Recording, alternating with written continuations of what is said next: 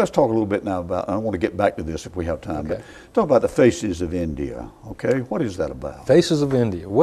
Faces of India is a non-scripted travelogue of a trip that I took to in June of this year. I just got back, actually July 9th. Yeah. I'd gone to China last year and just carried a good quality camera with me and spent 2 weeks with a group from WorldView out of UNC Chapel Hill, this group of academics and educators sponsored by UNC Chapel Hill that go to a foreign country once a year.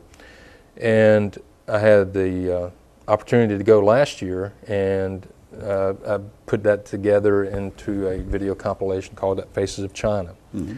And I didn't realize until the second or third day there what I was getting was just very significant and could really have an impact with education in our classrooms across the state, and making people aware of just what it's like behind the scenes, so to speak, not the glossy discovery stuff or packaged media, but street level, what it's like in another country. Over 90% of our teachers in North Carolina have never been outside the United States. Hundreds of thousands of students that we have just really aren't aware of the world beyond their borders in the classroom. And recent polls indicate 63% of young people, 18 to 24, couldn't even find Iraq on a map when they were asked to do that. And those statistics are pretty much the same as when it comes to geography and understanding of the world.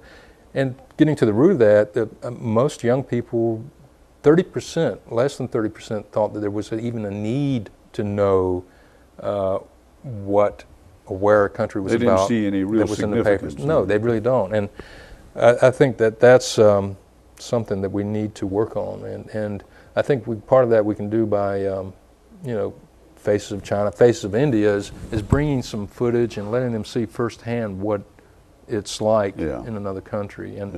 And so I did that. I was able to do that, go back to India, went to 5 cities, traveled by plane, bus, boat. I mean, we went to Varanasi, which is one of the holiest sites in India, about 6,000-year-old city actually, on the Ganges River, and witnessed some Hindu ceremonies.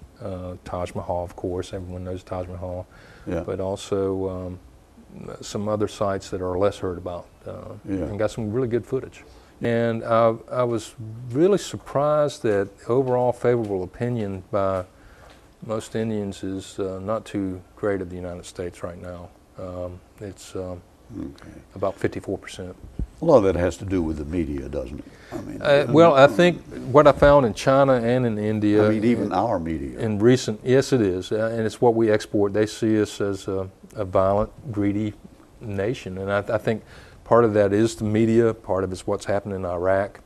Part of it is, you know, after World War II, we had the Marshall Plan, where we spent the equivalent of $500 billion to rebuild countries, and in Europe and in goodwill. And we were the hero of the world in 1947 till, you know, on. And I think people from around the world are starting to lose memory of that and see us in a different light now. What have you done for me They lately? see the boots. They don't see as much goodwill. They're concerned about our military and you know, are we going to continue to be aggressive and How did defense?